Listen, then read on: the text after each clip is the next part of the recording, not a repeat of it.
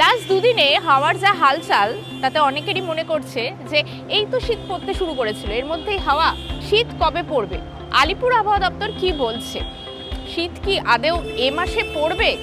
সেই রিপোর্ট নিয়েই আজকের ওয়েদার রিপোর্টে আপনাদের সঙ্গে আমি শর্মিষ্ঠা।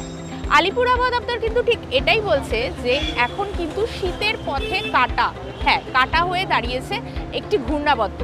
এই মুহূর্তে দক্ষিণ পশ্চিম বঙ্গোপসাগরের ওপরে একটি ঘূর্ণাবর্ত তৈরি হয়েছে এবং সেটা শ্রীলঙ্কা উপকূলের আশেপাশে রয়েছে। আগামী 24 ঘন্টার মধ্যে সেটি দক্ষিণ এবং দক্ষিণ পশ্চিম দিকে এগোবে। এর ফলে কিন্তু বাংলায় এখনই শীত পড়ছে না।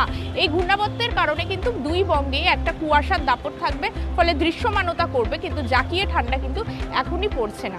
সঙ্গে আরেকটাও বিষয় রয়েছে, কারণ এই সপ্তাহের শেষের দিকে অর্থাৎ শনিবারের দিকে বঙ্গোপসাগরের ওপর নতুন করে আরও একটি ঘূর্ণাবর্ত তৈরি হওয়ার পূর্বাভাস রয়েছে এবং সেই ঘূর্ণাবর্ত আগামী 24 ঘন্টার মধ্যে মানে নেক্সট 24 আওয়ার্সের মধ্যে সেটি শক্তি বাড়িয়ে নিম্নচাপে পরিণত হয়। যদি নিম্নচাপে পরিণত হবে তাহলে কিন্তু জলীয় বাষ্প প্রচুর পরিমাণ বঙ্গোপসাগর থেকে বাংলায় ঢুকবে, ফলে কিন্তু বাতাসে আপেক্ষিক আর্দ্রতার পরিমাণ বাড়বে।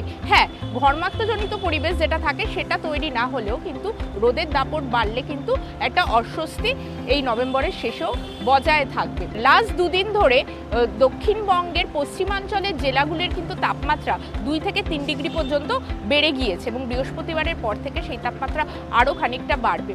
আগামী দুদিন কলকাতায় তাপমাত্রা 21 থেকে 22 ডিগ্রি সেলসিয়াসের কাছাকাছি ঘোরাফেরা করবে। এখনই তাপমাত্রা নামার কোনো পূর্বাভাস দিচ্ছে না আলিপুর আবহাওয়া দপ্তর। তবে এই ঘূর্ণাবর্ত, নিম্নচাপ এইসবের মধ্যে কিন্তু মনে করবেন না যে বৃষ্টির কোনো পূর্বাভাস রয়েছে, কারণ আলিপুর আবহাওয়া দপ্তর বলছে যে এখনই উত্তর এবং দক্ষিণবঙ্গের কোথাওই বৃষ্টিপাতের কোনো পূর্বাভাস নেই।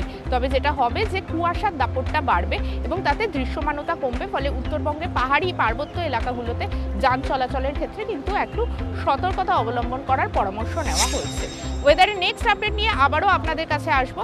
আপনারা নজর রাখুন TV9 বাংলা ডিজিটালে।